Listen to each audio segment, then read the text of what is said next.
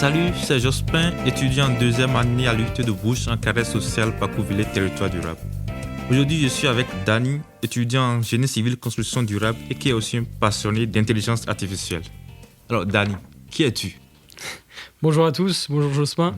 Je m'appelle Dani Durand, je viens de terminer ma troisième année de BUT en génie civil à Bourges dans le parcours RAPEB, donc réhabilitation et amélioration des performances environnementales des bâtiments. Et à côté de mes études, j'ai également ouvert une micro-entreprise sur laquelle on reviendra probablement, mais qui m'a permis d'être éligible au statut national étudiant-entrepreneur notamment. Pourquoi as-tu choisi de faire des études en génie civil? J'ai fait le choix post-bac de me diriger vers le génie civil parce que j'avais fait un stage en fait au sein de mon année de première dans un cabinet de maîtrise d'œuvre. Et ça m'avait plu, donc sans trop me poser plus de questions, je me suis dirigé vers un BUT génie civil. Bon, qu'est-ce qui t'a inspiré du coup à t'intéresser à l'intelligence artificielle? Alors, durant ma première année en BUT, j'ai entendu la naissance entre guillemets de ChatGPT. Et donc, pour être complètement transparent, c'est vrai que je l'ai utilisé comme beaucoup dans bon nombre de projets. Et je me suis assez vite rendu compte d'à quel point ça pouvait être un outil productif qui pouvait nous aider, que ce soit dans la rédaction, dans l'analyse des données, dans plein de choses. Et en fait, par le biais de stages, par la suite, je me suis un peu rendu compte du fait que dans les entreprises, il y avait encore beaucoup à faire.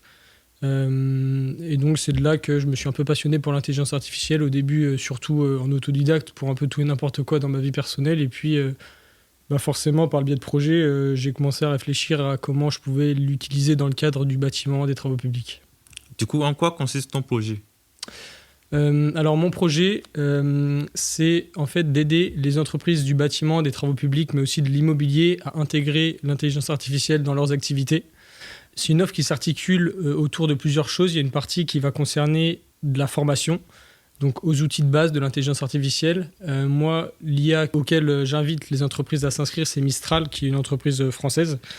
Et du coup, il va y avoir une seconde partie dans mon offre dans laquelle je vais concevoir des outils d'intelligence artificielle personnalisés aux besoins et méthodes de l'entreprise, ainsi que ce qu'on va appeler des dossiers qui sont consultables par intelligence artificielle. Et ça, l'intérêt, c'est pour de la documentation un peu lourde, telle que des réglementations ou alors même des appels d'offres. En fait, on va pouvoir interroger l'IA pour faire de la recherche documentaire, donc ça fait gagner beaucoup de temps.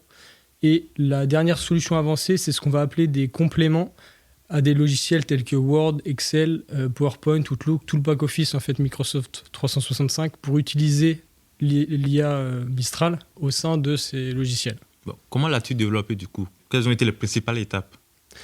En ce qui concerne la formation, j'ai un peu développé mes compétences en autodidacte sur l'IA. Après, forcément, quand je suis passé à la phase d'écriture de la formation, j'ai regardé beaucoup de contenu sur Internet. Pour ce qui est des solutions avancées, au début, en fait, je les utilisais pour mon propre compte, que ce soit dans le cadre de l'IUT pour des projets ou même pour un peu n'importe quoi, pour de la création de contenu sur les réseaux, pour écrire des posts LinkedIn, par exemple. Et puis donc, je suis passé à une phase où je me suis posé, j'ai réfléchi à comment je pouvais utiliser ces outils pour des cas concrets en entreprise. Donc voilà, et puis pour les compléments au pack-office Microsoft 365, ça a mis du temps, mais j'ai tout simplement appris à comment coder ce genre d'outils. Du coup, à quel stade de développement est-il aujourd'hui? Aujourd'hui, l'offre, elle est terminée, en tout cas... J'ai ce qu'on appelle un MVP, entre guillemets. J'ai une offre qui est assez complète pour pouvoir être implémentée et testée en entreprise. Après, forcément, elle sera amenée à évoluer en fonction des retours que j'ai. Et la question, c'était à quel stade j'en suis? De développement, oui. Ok. Donc, comme je t'ai dit, j'ai un MVP que je peux aujourd'hui développer dans des entreprises. J'ai déjà délivré dans une entreprise de diagnostic immobilier sur La Roche-sur-Yon parce que je suis originaire de Vendée. Oui. Je suis en discussion avec d'autres cabinets de maîtrise d'œuvre et agences immobilières. Et là, le problème, c'est pas un problème, mais l'étape un peu du moment, c'est tout ce qui va être l'identité virtuelle de l'entreprise. Donc, notamment le nom, là, je peux le dire, le nom, ce sera Batilab.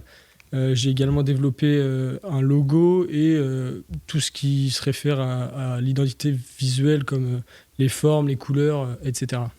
Du coup, as-tu déjà eu des retours, des tests sur le terrain? Oui.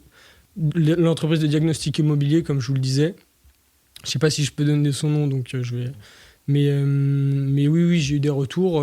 Il y avait quasiment que des retours positifs, pour être honnête.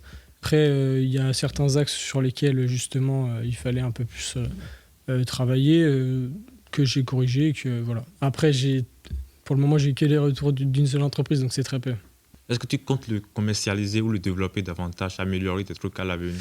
Oui, c'est une offre qui sera en constante évolution du fait que l'IA elle-même, en fait, évolue constamment. Ah oui. Après, là, à court terme, j'ai une offre que je compte délivrer dans des entreprises parce que si je me concentre que sur le produit indéfiniment, en fait, je vais jamais passer à l'action. Mais oui, bien sûr que c'est une offre qui évoluera et puis qui est personnalisable, hein. Moi, c'est surtout de la prestation de service. C'est pas un produit en fait que je délivre identique à chaque entreprise. C'est un produit qui est adapté aux besoins et aux méthodes de chaque entreprise. Du coup, quelles sont les difficultés majeures que tu as rencontrées?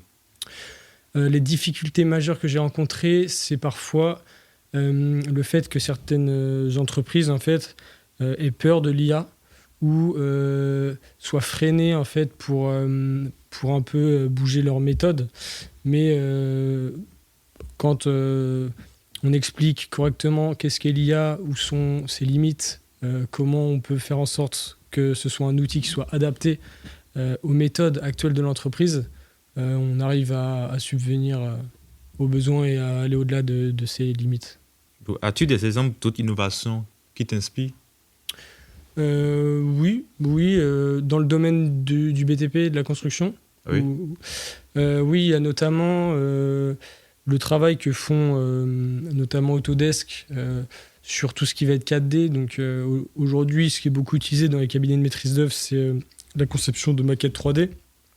Mais ils travaillent aussi sur des solutions pour calculer le bilan carbone ou même combien va coûter en fait, le chiffrage d'un ouvrage lors de la phase de conception en 3D de l'ouvrage, ce qu'on appelle un peu de la 4D. Et oui, ça je trouve que c'est une belle avancée qui permet en fait que tous les acteurs de la construction, en passant par le client, le maître d'œuvre et les artisans, soient au courant de où on en est sur le chantier, à quelle étape, etc. Je sais que tu es en BUT comme moi et je sais qu'on a peu de temps. Du coup, comment arrives-tu à concilier les études et ton projet personnel? Ça n'a pas été trop un problème, honnêtement. J'ai toujours fait en sorte de bien allouer du temps à chacune des choses. Alors forcément, il y a des moments où, quand il y a beaucoup d'évaluations, je me consacre moins à mon projet. Et inversement, quand je vois qu'on a des périodes un peu plus calmes, là, je me consacre plus à mon projet. Mais j'ai toujours quand même priorisé le BUT. J'ai toujours quand même fait en sorte d'être sûr de pouvoir avoir mon BUT. Mais en tout cas, j'ai pas hésité dès que j'avais du temps, le consacrer à mon projet à côté. Et ça n'a pas d'impact négatif sur tes études? Non. Non, honnêtement, non. Okay. Bon, un conseil pour les jeunes qui aimeraient se lancer dans l'innovation technologique dans le bâtiment, peut-être? Un conseil que j'aurais, ce serait de ne pas se lancer dans le développement d'une solution sans avoir été en entreprise, que ce soit avoir effectué des stages, une alternance ou avoir travaillé un peu, parce que en fait, faire ça reviendra un peu à créer une solution qui répond à peu de problèmes en réalité si on ne comprend pas les enjeux du terrain. Et donc, ce serait avoir une expérience en entreprise et maintenir une communication active avec les acteurs de la construction et du BTP de manière générale. Ok, parfait. Alors, au début de l'interview, tu nous as dit que tu étais un étudiant en statut d'entrepreneur. Est-ce que tu peux nous en dire un peu plus sur ça? Oui, alors j'ai choisi le statut étudiant-entrepreneur car il me donne accès à Pépite, qui est un pôle étudiant qui regroupe d'autres étudiants entrepreneurs, ce qui est déjà intéressant en termes de réseau sur le plan professionnel ou ne serait-ce que pour parler avec des étudiants qui sont un peu dans la même situation que moi. Et ce statut me donne aussi d'autres avantages, comme l'attribution de ce qu'on peut appeler un mentor à qui je peux m'adresser pour des questions si j'ai besoin ou même si j'ai besoin d'être mis en relation avec tel ou tel type de personne, je peux lui demander. Il y a également une fois par mois une journée qui est organisée qui s'appelle la JREE, donc Journée régionale étudiant entrepreneur, durant laquelle il y a différents intervenants qui viennent partager leurs connaissances en communication, en marketing. Il y a l'INPI également qui est intervenu, la Banque de France, etc. Et enfin, ce statut il me donne la possibilité de substituer mon stage pour travailler sur mon projet et y être consacré à 100%. Parfait, merci beaucoup. Alors nous voici à la fin de notre épisode. Dany, on te remercie d'être venu et je te souhaite bon courage pour ton projet et on se dit à bientôt pour d'autres épisodes. Merci à vous.